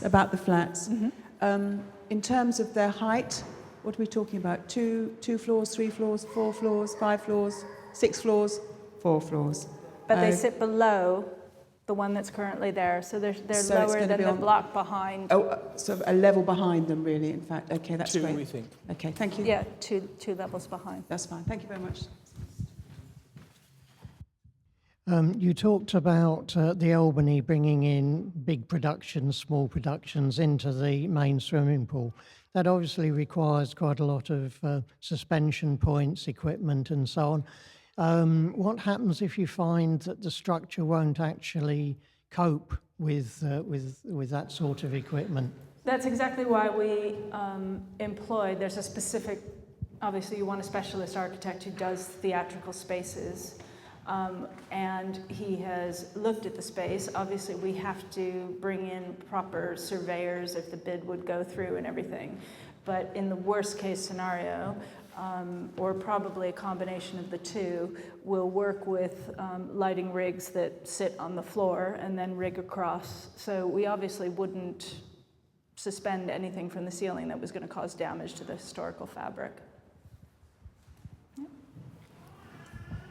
Hi, could you tell us a bit about Hillman and their role in the project and their experience? I'm sorry, could you just say that one more time? Could you tell us a bit about Hillman and their role in the project and their experience? Absolutely. I mean, Hillman's, we could actually have Gary tell you about Hillman's if he wants, because he's here, but it's a, do you mean how they got involved in the project, or do you mean their experience and their history in the area? Where are you, Gary? This is Gary Hillman of Hillman's. Yeah, so we're based in Hither Green on Ennisdale Road. There's a 5-story block of flats there with offices there. Yeah, we've done various projects. We've done Ladywell, there's a little eco house at the end there, Irving Road, and to do general sort of build blocks of flats. And we always used to do a lot of Lewisham stuff, extensions in schools and various stuff like that. So a lot of experience in this sort of type of work. I think what I will say on behalf of Hillman's and the developer, who is the developer to do the enabling work, is that, you know, I know we hear the word developer because I am this way too, and we immediately go, oh my God, he's going to make £1 million and the community is going to be screwed. But I have to tell you that that's not the case. They'll make money, but they won't make as much money as they could if they weren't working with us. And the reason is because the model that we have put together, the business model, is based first and foremost on making this a community-led creative space as opposed to maximizing the ultimate commercial viability of the space. And what I really respected when I brought Hillman's on, and when we started talking to the Wilsons about this space, is the fact that both of these organizations feel that actually they make enough money out of this. You know, they didn't have to go that level. They made enough money out of what we're proposing. And yeah, that's what I would say. I also kind of like the idea that we're creating rentable flats that will ideally house the kind of artists and creatives that we're talking about working on the site as well. I find that a real positive. Does that answer enough of that? Yeah? Okay, thanks. Just with regards to the flats, is there going to be any parking available for those flats? Or are you going to assume that no one's going to need a car? We are planning on attracting people who want to come live in flats, who bicycle, who take public transportation, who are focused on that. Yeah, but you see, I understand that you disagree with that. There's quite a lot of flats going up at the moment, and I live basically just a very short walk away from there. I live in Wearside Road, which is directly opposite the Coroner's Court. And what's happening is all these flats are going up, and they're being sold as with bike areas for bike, or with a 2-year carpooling deal. Now, the problem is that a lot of these families, well, you know, you can't say to a family, say if a young family wanted to move in, would you say, no, you can't move in here? Because probably that young family will need a car. Yeah, no, I understand. Just wait what one you're moment. saying. Will need a car to actually drive the children around, which is fair enough, and that's Absolutely. every right. But Yeah. what's happening is the people, the residents of the local area, no one's taking us into consideration. Do you know, where I am now, it's almost impossible to find a car park. Yeah. You know, I'm so isolated now that I'm pretty much so a hermit. It's taken me an awful lot to get here tonight, and and the thing is that the council then gives these young families, and rightfully so, they need a car, but they give them a parking permit. Then the only place for them to park is in our street, because there is only about 2 streets available for parking. Now, this is just one of my issues, but this is a really bad sore point. You know, I've walked the streets taking up petitions. I got it signed. I managed to get a block of flats stopped. But, you know, now, a few years later, the council's building block flats on that area anyway. So, no matter what we do, the existing... sorry. I think everything you're saying is extremely valid, and I'm glad that you came out to say it as well. I think what's important, and at this point, is to say that everything we've put up here is a proposal, and that we realize that what we need to do is have a deeper discussion with people around what the main issues are, so that we can all decide what the final vision for this will look like. Now, what I can tell you is that whatever enabling development happens on this site for our business model to happen needs to yield £1.8 million. And none of us are particularly married to what configuration it is that needs to happen to make that happen, okay? So I think that what's important to realize right now is that none of these things are finalized because, of course, it has to go through a process of planning permission, of discussion with everybody about what we want here, how we want to deal with parking. So, do you have anything to add to that? Well, only this. Yeah. What we can say is that the flats are not large. They're mainly for single people, and they're all going to be let. So there can be restrictions on the letting agreement that they are people who haven't got cars. I think it's also worth saying that if there's any specific issues you'd like to talk to us about council and about parking, then we could do that at the end of the session, and we could open up the floor to other questions at this point. Is that okay? Okay. Hi, I'd just like to understand a bit more about the tie-in with the Albany in managing the events in the space. Is that a condition of using the architects that designed the Albany? No, it's the other way around. No, because as I said, I've worked in the arts my whole career, and I used to run the Conservatoire in Blackheath, so I've known Gavin Barlow, who's the CEO of the Albany, for a really long time. He also lives locally and has really loved this building for a very long time. And I guess the other thing is that when I think of the kind of marriage of artistic excellence, but also a real commitment to working with a community and understanding its local community from a theatre point of view, that is the Albany to me. So what the Albany has committed is to being a part of this project. They're very interested in programming the space, and we're interested in having them do that, and also to work on the engagement work that comes out of that as well. And so as we were designing the space, I knew that we would need theatre architects, and so it seemed sensible to work with their theatre architects. So do you also have a relationship with another promoter or management to program the space at the Bussey building? Is it the same model? No, the Bussey building is a whole... You want to talk about the Bussey building? I do. If you know the Bussey building, I hope some of you go there. A bit closer, that's better. I can hear myself now. If you know the Bussey building, please go and see it. We're curating the space there. We manage certain of the events directly in-house, but some of the things that are in the plays that are on the Bussey building, the Royal Court Theatre and others have been there.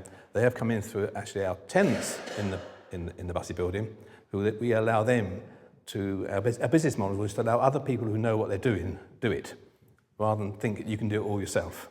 So we can't do it all ourselves, but we get people who can do it, and they run successful businesses. If you've been there, go to the Rooftop Film Club. If you have, it's worthwhile going there. You see we're not planning to have a film club in the rooftop here, but it's the same sort of idea, getting people to come in, and they can work and create the space for its use. Okay, great. That's thank you very much. Brilliant. So thank you very much, Copeland, RJK.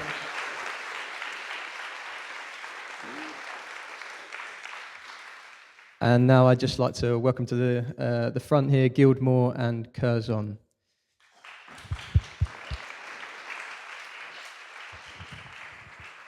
My name is Paddy Quinlan, and on behalf of Gilmore, I'd just like to introduce the team that we have assembled for the Ladywell Playtower project. We're very excited to be here.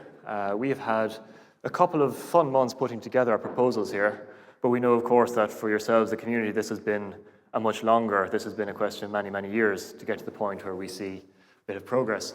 To give the overview of our team, Gilmore ourselves are developer and main contractor. We have Pringle, Richard Sharrett, who are our architects, and we have our cinema operator, Curzon, and we'll go into a little bit more detail as we go through to the contribution of each of those players. So for us, we're here to give you our ideas, but I think what's also really important on a night like tonight is actually hearing what it is you've got to say to us and listening to that. And I think it's fair to say that we like to think we have a little bit of form in that matter. The image on the screen behind us here is Poplar Baths. Some of you may know it. It's in the London Borough of Tower Hamlets, and this is the last production that this team has put together. This was one where the local community got behind a derelict building that has sat derelict for 30 years. We're eager to see it saved, got it listed, put the momentum in just as you're doing here to getting it to a point where something happens. And the team together that we did, we listened to what the community were saying. We listened, I think, to what the building was saying as well in terms of what it needed, what it could fit, and what was appropriate for it. And we are very pleased that that building has actually won a New London Award just this year for conservation. And that's a building actually it's open to the public. We'd love any of you to go to Poplar, go for a swim, hop in, see what it's like.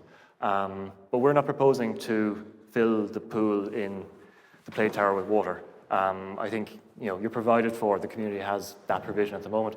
What we are planning to do is provide the cinema. I know we're not the first to propose that this evening, but we will set out a few of the points of differentiation that set ours apart.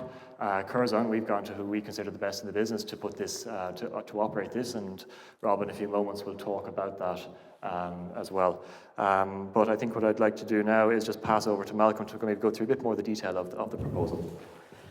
My name is Malcolm McGregor. I'm a conservation architect, and this was our project in Brixton as well. So there's 3 projects. They've all been award-winning, and this was very much a community-led project for the Black Cultural Archive in the centre and the heart of Brixton. It took us actually 12 years to realise that one. Hopefully this one we can realise faster. I'm going to go straight into the proposals and the ideas. This is a bit bleeded out, this image, but anyway, we want to, we want to bring back the heart of our scheme relies on what we see as the most important space. It's the hall space. What are we going to do with the hall space? And we feel that it's very important that hall space is realised in its own. So we work very hard with Curzon. It's a 3-screen cinema, which I'll show you how we get in there. But we feel that dynamic space is something that needs to be open to the public, that you come into, you can see it'll be the reception space, the cafe area, and we've managed to get the big screen, an 88 screen, as a volume within that space. And we've done that by actually sinking it into the pool. So we sink it into the pool. So actually when you come into that space, when you come into the huge hall space, the entrance where you have the reception, the cafe, and then you cut down and we place that 88 pool screen at the bottom. So you'll actually even be able to see the history of it. You'll be able to see how it sits within the pool, and within the first part will be timber boarding, much as it was. The second screen we've actually sunk into the bottom, where you've seen people of various schemes have been putting things at that bottom part, but we've managed to sit a 66 screen cinema at that rear place. And then we've managed to put another one at front. So here you're seeing that big space at the front, the big screen at the back, and the smaller screen tucked in to that building, where we managed to stack them on top of each other underneath the roofs and the spaces. We've kept both entrances going. There is that entrance at the front into the main pool hall space, and on the left-hand side, we've created a restaurant space. And we've managed to get a lift. We're sort of reorganising the staircase and lift. So we actually want to replace the conical, but we're proposing to replace it in its form, but we will use what's called an air source heat. That's what we're thinking of, which will allow for the chilling of the various screens, the 3 screens. So it has a sort of function, and we also want to take people up there. And we talked about it, we looked at it. You can actually get people up on that lift, which is 2 ways, so it works for the restaurant and for the cinema. It takes you up to the top. It's very tall, that tower. So actually, the lift would take you up to the sort of uppermost level, and then we could create a staircase within the actual tower, so you could actually have a viewing platform at the very top. This is where you're seeing it going up. So you're seeing it in that space with the volume, the big screen in that space, and then the 2 screens at the back. We do have parking on the side, but we'll get onto that later, and we'll talk about the enabling development later. Here you're seeing it sort of from above. We're glazing over the courtyard. The courtyard for us is very central. That's a sort of circulation space for all 3 screens, really. You'll be coming down inside the pool, and for the 2 screens at the back, you'll be circulating around there. And at the front of the sort of that lower area, you've actually got the sanitary and toilet areas as well. And as you can see, here's the conical back, and you've got that lovely space at the top, viewing position at the top. In just touching in terms of enabling, we're very similar to the last one that you've seen, except we've pulled the housing back towards the back of the building, and we've got 4-storey housing there. We've gone slightly more on the side between the coroner's court, so that is actually 3 stories on that side there. That's actually a nursery in the low level with apartment or special care facility above. Here's the nighttime shot. So this is bringing back life to the street, and there you're seeing those 3 entrances open. We're hoping it'll spill out. We're hoping you'll be able to see in. There'll be this sort of golden glowing place that will attract people to go to, as well as that essential quality of being able to realise that whole space. It was really, I suppose, when we're talking to Curzon, we're talking about cinema, how you do a cinema, and it was this sort of box in box. When you said box in box, I thought, that could be box in box is how we came up with the sort of idea of the golden egg that brings it back to life. And then the restaurant on the side, it works. There are these two entrances, they're existing, we're not creating anything new. And you get the lovely restaurant opening up on the left-hand side, and we're putting the kitchens above. And as I say, you go up to the very top. Now, Curzon, Rob, can we talk about the cinema? Thank you. You've got. Make sure it's working. Yeah, it is. Thank you very much. My name is Robert Kenny. I'm from Curzon Cinemas. Yeah, for sure. I should have remembered that. What I would like to do is just explain what Curzon is about, because we've heard from other cinema operators who may or may not be interested in this building. So what I'd like to do is to tell you a little bit about Curzon, because we're not represented in the south of London. And what I would like to also do is try and show you what differentiates us from other cinema operators as well. Curzon was first established in 1934. Our first cinema was in Curzon Street in Mayfair. And the current chairman of our company is a person called Roger Wingate. His father, Harold Wingate, founded the original Curzon in 1934. So we've been around for an awful long time. The company remains privately owned, and we're now at the stage where we've got 13 cinemas, mainly in London, but certainly not in South London. There's Southwest London in Richmond and Wimbledon. But mainly London-based. Over the last few years, we have also opened cinemas outside of London in Canterbury, Sheffield, Knutsford and Ripon. But we feel our strength is within London, certainly. In addition to the cinema side of our business, we also have two other divisions within the business which are important to us. Curzon Artificial Eye is a distributor of films in the UK, and it's their 40th birthday this year as well. So basically what happens is they will buy the rights to show the films in the UK. We'll show them in our cinemas. We'll show them in other cinemas too. They're mainly foreign language films.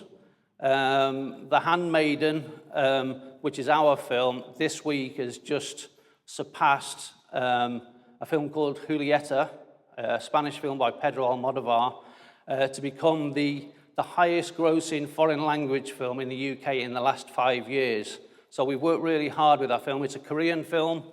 It's a tough watch, but I would recommend that you go and watch it if you want.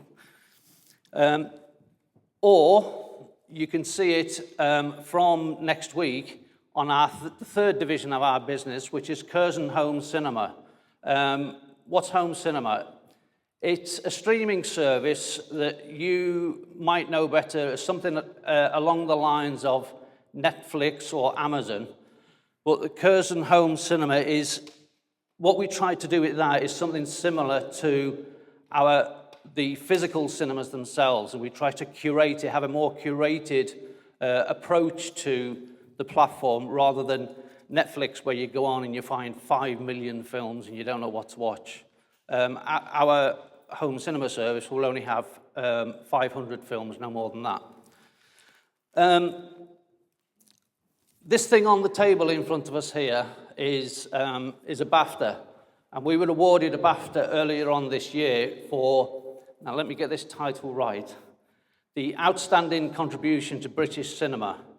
And that is, I hope, a recognition of the work that we've done both as a distributor and an exhibitor, over the last 80 years. So we're a well-established company, even though you might not know us in South East London. What differentiates us from other cinemas? I have to say this, because it was part of my presentation at the beginning of the night. We're an accredited London living wage employer, and we have been since 2014. We're opening, our next cinema to open is in Oxford. And in Oxford, what we're doing is we're committing to employ 95% of local people who either live, study, or work in Oxford. And we'd be looking to bring something similar to that scheme into Lewisham as well, if we were successful. How long have those slides been up for? Okay, go on. You're doing well. What I would like to say is that all of our cinemas, none of our cinemas are on retail parks like a multiplex. You might expect a multiplex operator to be on a soulless retail park. We strongly believe in opening cinemas in city centres so that we become a focal point for the community. What we've put up there, this is a cinema that we opened in Canterbury nearly 3 years ago now. We really strongly want the local community to own the cinema itself. So the photograph over to the left is a tea party for somebody local whose house wasn't big enough. So we hired them the bar area in Canterbury. The bottom picture, which you mightn't be able to see there, but that's a special Valentine's evening package that we did for people. And the other picture is just two random guys that walked in.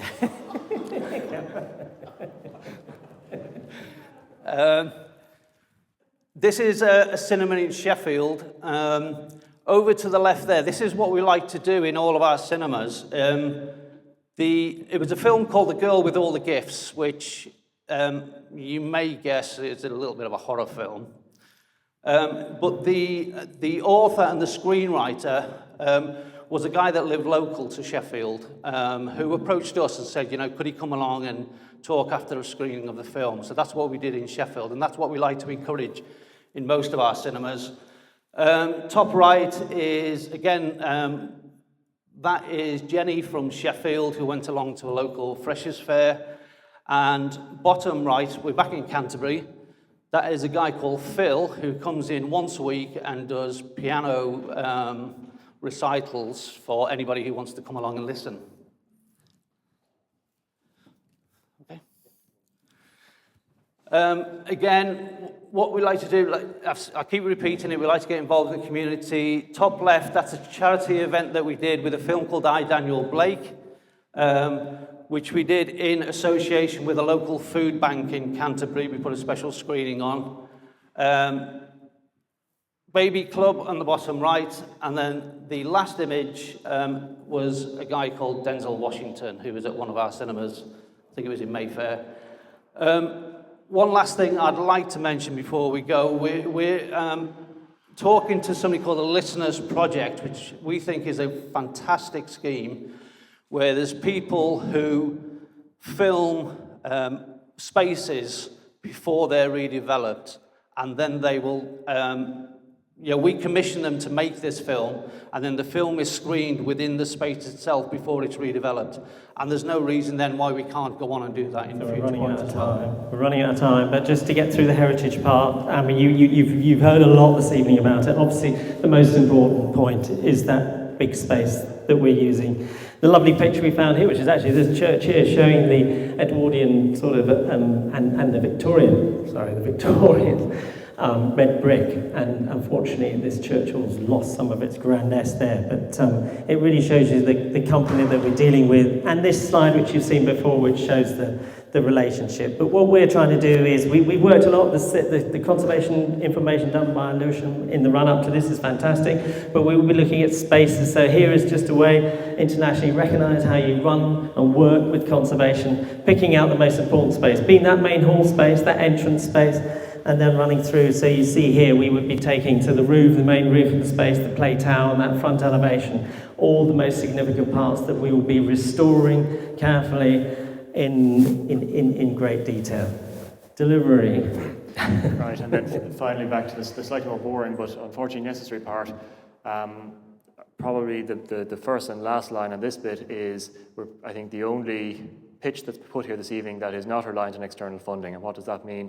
That means that, yes, we're putting in a quantum of enabling development, I think not dissimilar to what's there on other bids, but the result of that, including substantially residential development and a nursery on the infill site between the two buildings, but the net result of that is, I think, very importantly, we can give a very substantial degree of certainty as to our ability to deliver this scheme by 2020.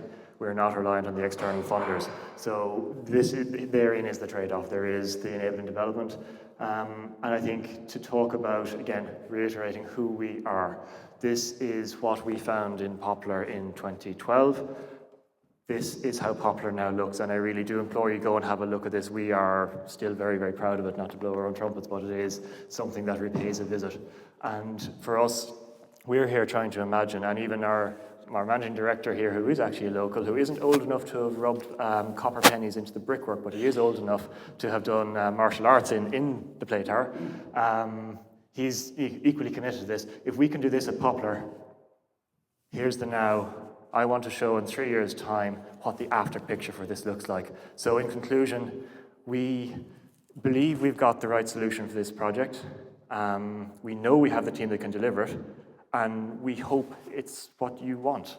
But we look forward to the feedback. Thank you. Thank you.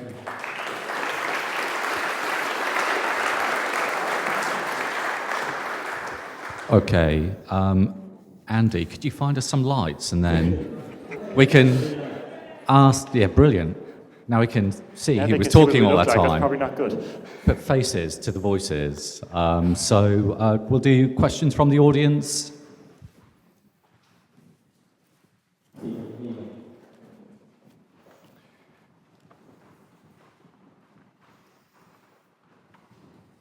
I just want to ask about this interesting mix of uses you're talking about. There's a nursery and some care.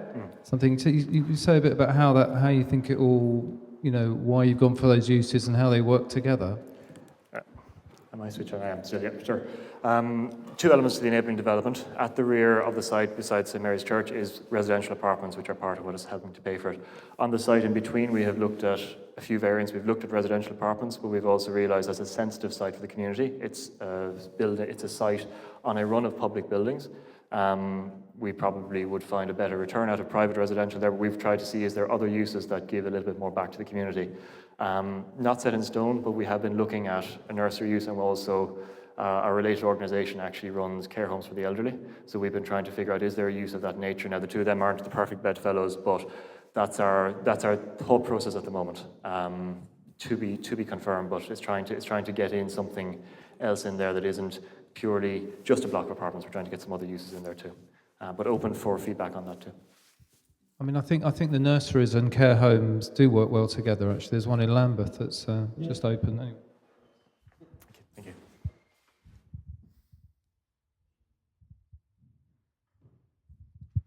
My question actually might be more for you, Gavin, because it applies to all of the presentations, which is, what's the situation with ownership of the land? Does this pass to each of the groups? And also, as all the enabling development, presumably none of this has planning permission yet? So each of the bidders has put out some suggested proposals for the ownership that they would take of the asset as part of their offer. And that's part of what we'll be assessing. So those offers differ, as you can imagine. But the council is not looking to retain, if you like, a controlling interest. We may retain the freehold. It could be a leasehold development, leasehold disposal. So that is all in the mix, and that's part of what we will be assessing as an officer group when we're thinking about how are these offers different. And you mentioned planning. Obviously, what we're seeing today is all pre-planning stuff. You wouldn't see any of this stuff really until we have a partner or there's someone who has a substantial interest in this building and they want to come out and talk to the community about it as part of developing their planning application. So you're getting a sort of peek of the ideas that are developing here, and you'll still have the full planning process with all that thought about parking and transport and PTAL and housing to follow on. It's supplementary.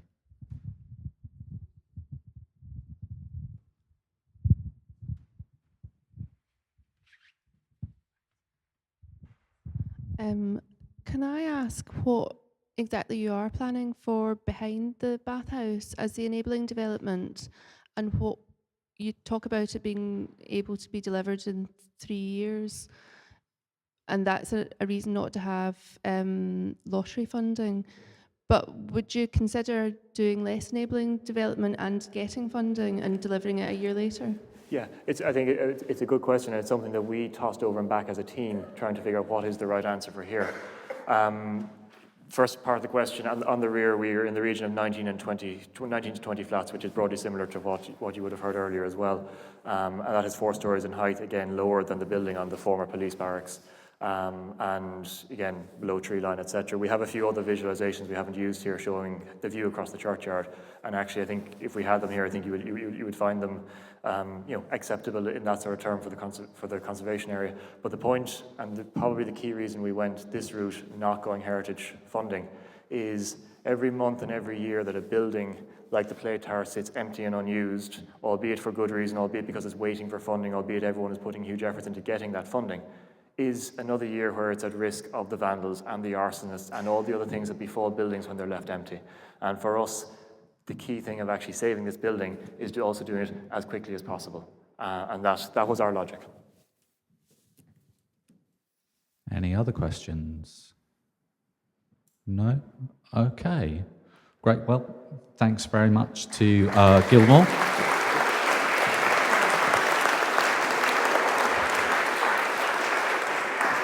So, I just want to have that BAFTA. That looks really nice now. I can see it. It's like my little moment in the sun. Okay, thanks. What I want to say is a massive, massive thank you to all of the shortlisted bidders who've put in loads of work to develop these ideas and respond to the sort of challenges that we've set them, and to all the bidders who didn't make the shortlist, because they all also put in a fantastic amount of work. So it's really gratifying. And I must say that I think the project team were amazed that we had so much interest in tackling what for us is just a really difficult problem. So this is, as I was saying, the beginning of a process, and we very much want to hear your views about the proposals that you've seen tonight on the leaflets that you've got there. You can give us some immediate thoughts if you want. It also directs you to our website, which Andy is probably going to show you now, where on the website we're going to host some summary information about these proposals, and we're also going to, in due course, post the filming that's been done tonight for anyone who hasn't seen this. We're also going to look into, because the light wasn't great at the beginning, and I think loads of people wanted to show you more stuff. We'll look and see whether we can put these slides up there as well, so that you can kind of peruse them at your leisure and identify what was green that you couldn't see, and all the rest of it. And what I would encourage you to do is spread the word locally, tell people about it, direct them to the website. We'll be doing this the same. We'll have some big boards going up on the boundary of the building soon, and keep the comments coming in and the thoughts coming in. We'll compile all of that, and that will go forward in our report to the Mayor, which is probably going to be going late September, early October. So thanks very much, everybody.